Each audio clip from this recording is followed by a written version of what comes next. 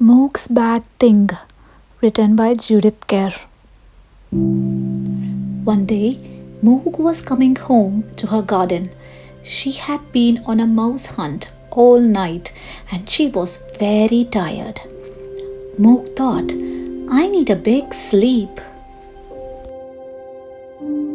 But first, she went round her garden to see if it was just as she had left it.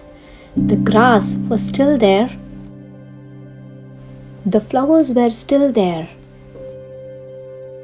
The tree was still there, and so was her lavatory behind the tree. Moog thought, that's all right then. It was starting to rain, so she went into the house. Mr. Buns from the pet shop was there with Mr. Thomas. He said, Hello, Moog. All ready for the cat show tomorrow? Debbie said, There's going to be a cat show in our garden, Moog, and you can be in it. What if it rains? Said Nicky. All the cats will get wet. No, said Mr. Buns, because I am going to put up a big tent and the cat show will be inside it. Debbie said, Perhaps Moog will win a prize. Mr. Thomas looked at Moog and Moog looked back at him. He said, Well, you never know. Moog had her breakfast and went to have her big sleep. It was a very big sleep. It was so big that she only woke up after everyone else had gone to bed. Moog thought, now for another mouse hunt. But when she looked out, she had a terrible shock. Her garden had disappeared. The grass had disappeared. The flowers had disappeared. The tree had disappeared. And, worst of all, so had her lavatory behind the tree. Instead, there in the dark was a big white flappy floppy thing. The flappy floppy thing moved in the wind. It went flap, flap, flap. It went flap, flap, flap with a loud flappy noise. Moog thought, I'd better run. Then she thought, but I want my lavatory. Suddenly, the flappy floppy thing flapped right at her. It nearly caught her nose. Moog ran. She ran back into her house. She ran through all the rooms in case the flappy floppy thing was coming after her. She thought, what shall I do? What shall I do? And then Moog did a bad thing. She did not mean to do it, but she did it. She did it in Mr. Thomas's chair.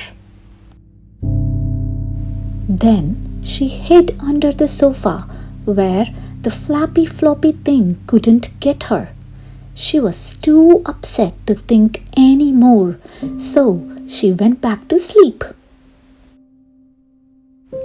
She woke up in the morning to a great noise. It was a shouting noise, and Mr. Thomas was doing the shouting. He shouted, Look what that horrible cat has done in my chair. Where is that horrible cat? Just wait till I find her. Moog did not want Mr. Thomas to find her. When no one was looking, she ran out from under the sofa and out of the room and to the very top of the house. She thought, no one will ever find me here. I'll stay here forever and ever. forever, and I'll never go downstairs again. She was very sad. But downstairs, they were all too busy to think about Moog. Mr. Bunce had come to get ready for the cat show. He fixed a hole in the tent where rain was coming through. Then he put out a table for the cats to sit on and chairs for the cats' people. Debbie said, "It's time Mo got ready too. Where is she?" No one had seen her. They all shouted, "Moog! Where are you, Moog?" But there was no Moog. Then they looked in every place they could think of. But still, there was no Moog. Mrs. Thomas said, "Oh dear, here comes the first cats for the cat show." Debbie said, "But we can't start the cat show without Moog." "Don't worry," said Mr. Bunce. "I expect she'll suddenly appear and surprise us all." There was no time to go on looking for Moog because more cats were arriving. There was the Siamese from round the corner, and Blackie from the high street, and Ginger from the paper shop, and old Mr. Ben's Tommy and Fluffy, who had once bitten Moog's ear, and Oscar, who ate 3 tins of cat food every day, and a whole lot of others. They all went into the big tent. The cats looked at each other, and the cats' people looked at each other and each other's cats. There was a prize for the most unusual cat in the show, and everyone wondered which cat could win. A lot of people thought Fluffy was unusual. "He's only unusual as an ear biter," said Nicky. Mr. Bunce went round making notes. He could not make notes about Moog because she was not there. "Wherever can she be?" said Debbie. Moog was getting bored with her hiding place. She thought she'd look out of the window. The flappy floppy thing had stopped flapping. It did not look so bad in the daylight.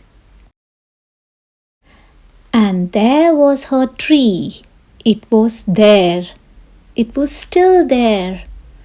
Moog thought, "I could jump down on the flappy floppy thing and into my garden." Then she thought, "But it might flap at me." Then she thought, "Shall I?" Inside the tent, Mr. Bunce had finished making notes. He said, "It's time to choose the winner of the show. We can choose Bertie, who has unusual eyes, or Oscar, who is unusually big, or Fluffy, who is unusually furry, or Min, who is unusually, unfurry, or Mrs. Pussy, who has had a very unusual number of kittens."